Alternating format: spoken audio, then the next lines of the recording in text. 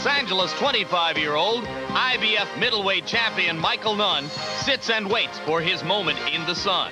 Since he knocked out Frank Tate for the IBF title, Nunn's spectacular style and unquestionable talent have put him on the threshold of superstardom.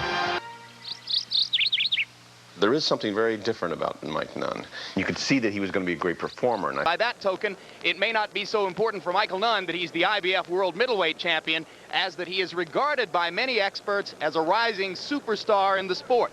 One of those who has covered him with praise, Sugar Ray Leonard, and many believe that if all goes well for both of them in their upcoming bouts, Nunn and Leonard may meet in the ring someday. But you've been effusive in praising Michael Nunn. What's so great about him? Well, Michael Nunn is the future as far as I'm concerned in the middleweight division. And I can relate to him so easily because I recall when I first won my title, they criticized me saying I was still not a legitimate fighter. It took a loss to Roberto Duran for people to accept me. Perseverance that required me to be accepted as a professional fighter, a legitimate champion. And for Michael Nunn, Colin Bay is another test for him, a stiff test for him, but still there's questions that needs to be answered. And well, because some fighters have star quality and some fighters don't. And it is Michael Nunn's star quality and how he will capitalize on it in the coming months and years which is most at stake as he prepares now for the toughest fight of his brief career.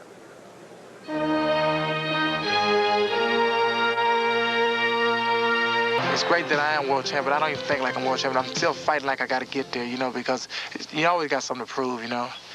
Can this guy take a punch? Can he do this? Can he do it? And I'm always proving these guys wrong. And it's just motivating to me. It makes me better.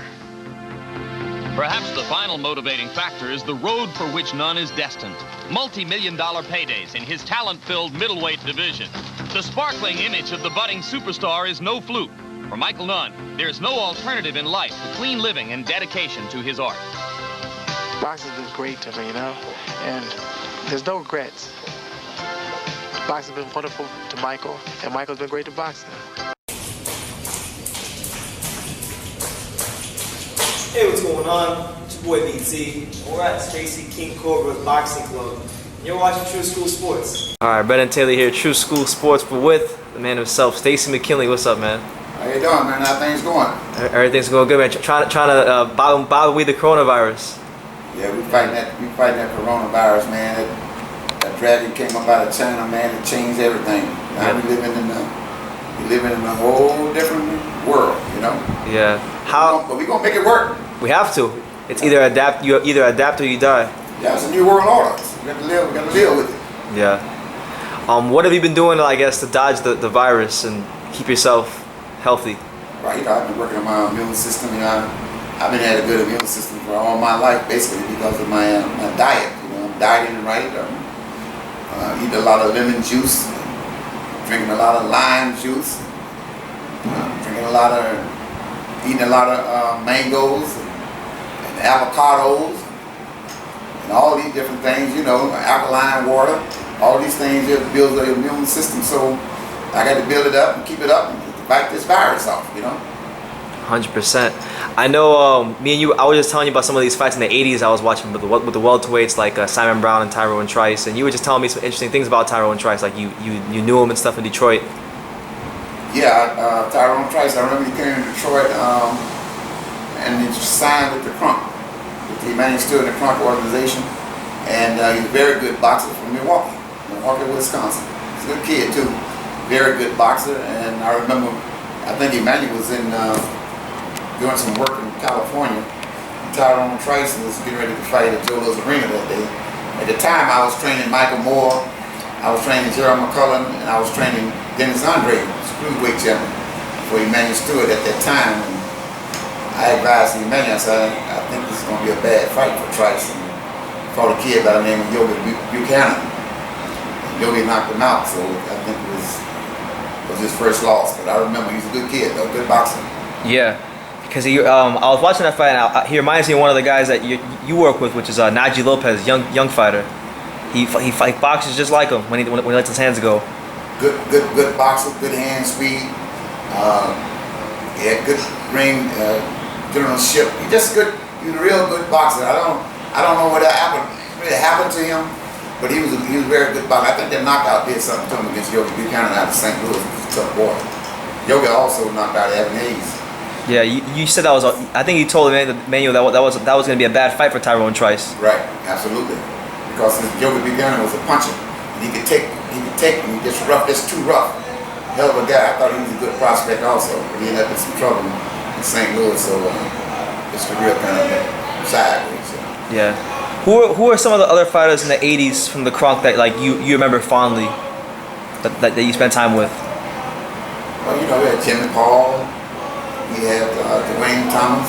Just had a whole, I could go on and on about the good fighters came out of at the Kronk at that particular time. You know, Tommy Hearns was in there. We had Gil McCord was in there. We had just tons of guys. You know, everybody had some type of belt. It was the NABF title, USBA title, world champion. So we had guys with belts boxing against each other. So it was always top competitive competition. Then Mike McCallum came along, kid out of New York, who was trained in Wilder. Mark Breland, he came through there for a while.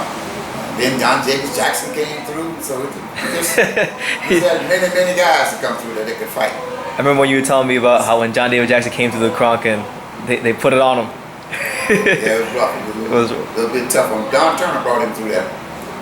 He was a little rough on him, but John David Jackson was a good boxer. You know, he was a good boxer. He wasn't a big puncher or anything like that, but he was a good boxer, so he did well, you know. But yeah, I remember when he came through there also. Good kid. Yeah. You were telling me too that you worked with Michael Nunn.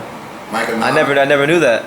Yeah, I worked with Michael Nunn. He won WBA title from Victor Cordova. I think he was in Memphis, Tennessee.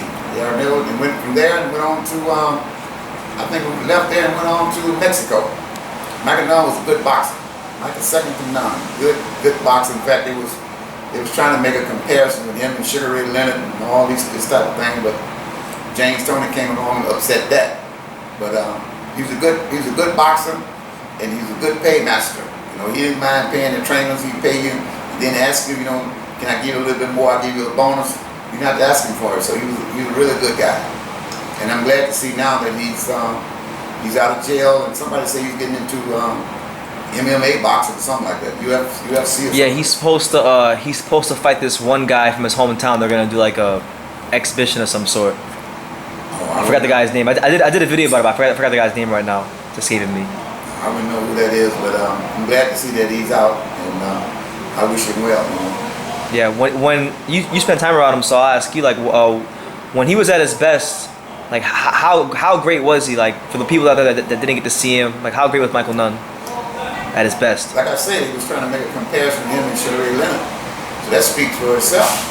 And he was a good boxer. He could move good. He was a good thinker. He had good hand speed, good combinations. He was all-around good fighter. Basically all-around good fighter. So he was making a comparison to him and Sugar Ray Leonard. So that speaks for itself. The level of talent that he had. Yeah. Hey, this is Adrian Granados, and you're watching True School Sports.